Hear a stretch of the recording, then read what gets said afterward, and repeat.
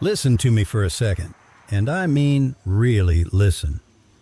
That prize you're running yourself ragged for, the bigger paycheck, the corner office, the perfect house, the applause. Whatever you're convinced is going to magically fix your life, it's a mirage. It is not going to deliver what you're hoping for. I'm 65 years old, and I just spent 4.5 decades of my life sprinting after prizes that were never going to patch up the empty spaces inside me.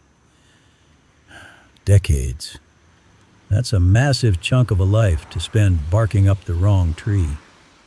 So, pull up a chair and give me a few minutes, because I want to hand you the lesson that took me a lifetime to learn. And maybe, just maybe, you won't throw away as much time as I did. We all fall into the exact same trap. We tell ourselves, I'll finally breathe when I get that director title. I'll be happy when the mortgage is burned. I'll be content when my retirement accounts hit a certain number.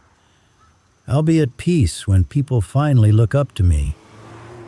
I chanted that mantra my entire adult life, my whole damn life. And guess what happened? I got the title. I own the house free and clear. I've built the nest egg.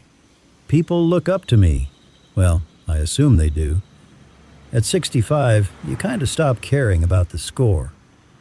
But here is the brutal truth nobody warns you about. The finish line is an illusion. You get the thing, and immediately, there's a new thing. Always. You think you've crossed the tape, but you look up, and the goalposts have moved another 10 miles down the road. I spent my best years sprinting toward a destination that simply didn't exist. Let me share something I'm not exactly proud to admit. I came up with nothing. Not miss a meal poor, but poor enough to feel it every single day. My old man broke his back in a manufacturing plant his whole life. He'd drag himself through the front door exhausted, knuckles busted, and folks still treated him like he was invisible, like he was disposable.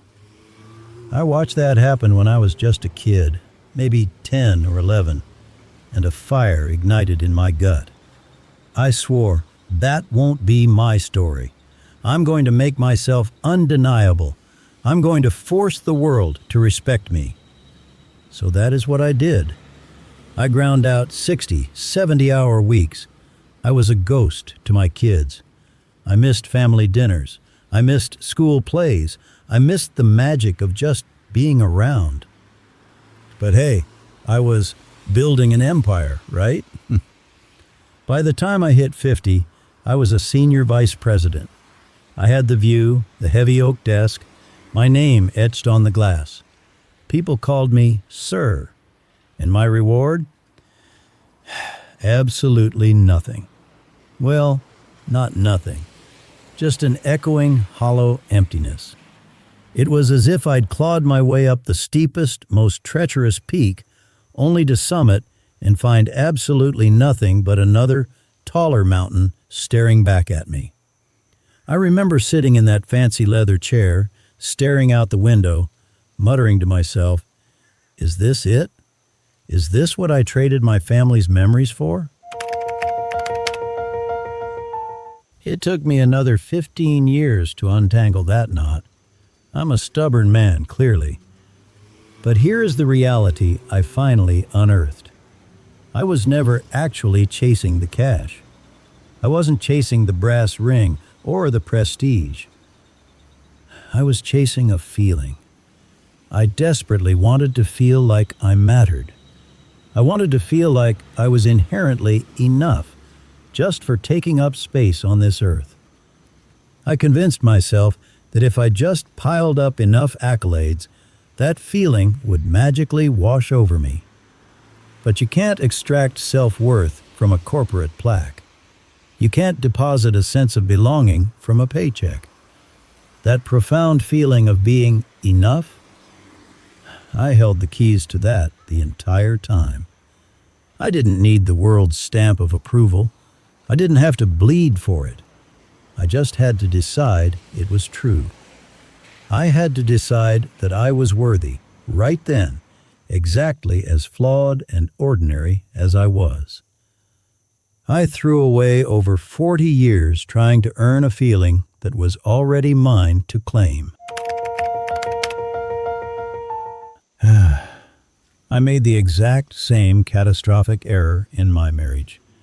Different stage, same tragic script. I bought into the lie that my value as a husband was purely financial. If I bought the nice house in the nice zip code, if I paid for the nice cars, she'd be thrilled, right?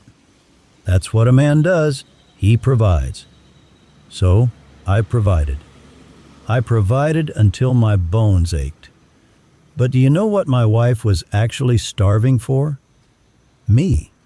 She wanted a husband who was present, someone to listen, and I was a phantom. I was physically there, but my mind was at the office, or I was just too drained to be a partner.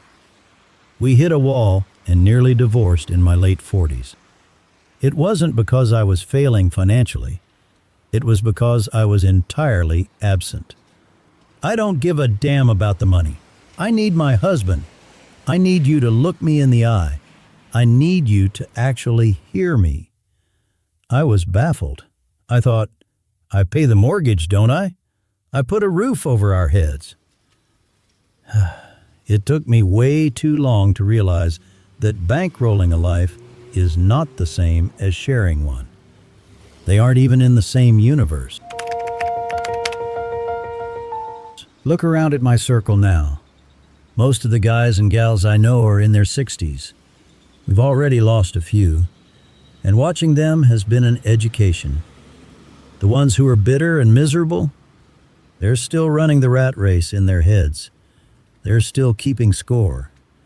I have a buddy my age who is still furious that his brother-in-law bought a nicer boat.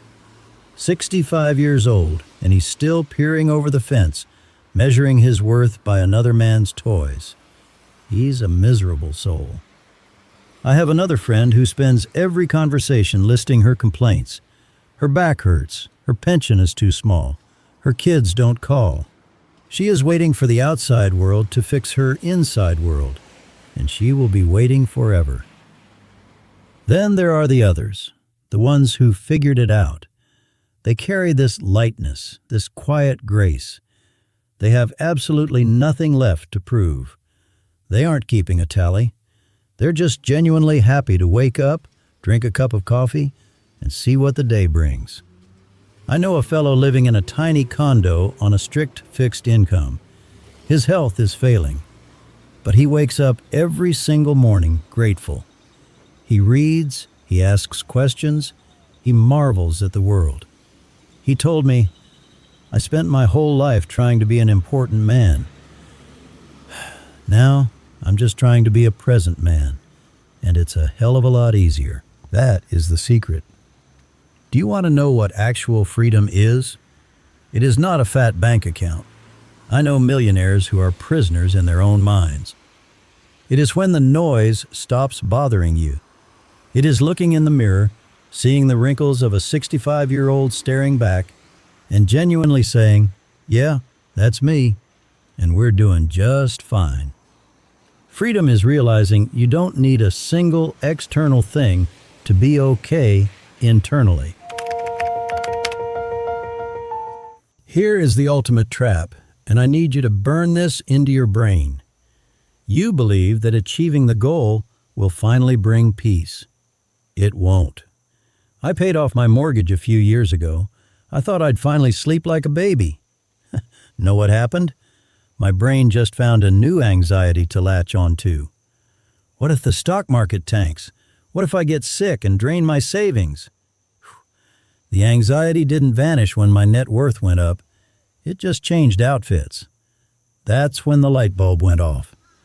The fear doesn't disappear because your circumstances improve. The fear only disappears when you evolve. When you put your foot down and declare, I am okay today, exactly as I am, regardless of what tomorrow throws at me. That is an inside job. Everything I was killing myself for, the status, the wealth, the validation, I wanted safety. I wanted to feel loved. I wanted to matter. And I was mining for those treasures in a barren quarry. I could have granted myself those feelings at any second. I just needed to accept that I was already safe, already worthy, already loved. It sounds like a bumper sticker, I know, but it took me 45 years to internalize it. And at 65, I still have to remind myself some days. When you're young, you think happiness is waiting for you at the finish line. But there is no finish line. You slay one dragon, and another one immediately spawns. That's not a flaw in the system. That is the system. That is life. If you are postponing your joy until everything is perfectly aligned, you will die waiting. Because it will never be perfect. Something will always be slightly broken. The journey is the destination. I used to roll my eyes at that cliche. Not anymore. This right here, this messy, imperfect moment, this is your life. Not tomorrow, not next year when the debts are cleared. Now. If you can't find a sliver of peace in the middle of the struggle, you sure aren't going to find it when the struggle is over. So, here is my final plea to you. Stop hitting snooze on your life. Stop with the "I'll be happy when" nonsense. It is a scam. I bought into it for decades, and all it bought me was decades of a postponed existence. You do not need the thing you think you need. You just need to decide that you, right now, with all your flaws and unresolved problems, are enough. You hear me? You are already enough. You don't have to earn it. You just have to claim it. I've made my fair share of blunders. I've chased mirages. I've let time slip through my fingers. But the one absolute truth I've found is that everything you are desperately seeking out there is already sitting right inside you. You just have to stop running long enough to catch your breath and see it. If this struck a chord with you, pass it along to someone who is grinding themselves to dust for a prize that won't ever make them whole. And tell me in the comments, what is your "I'll be happy when" excuse? What are you putting off? What would transform today if you simply decided you were already enough? Subscribe if you want to keep having these kinds of honest talks.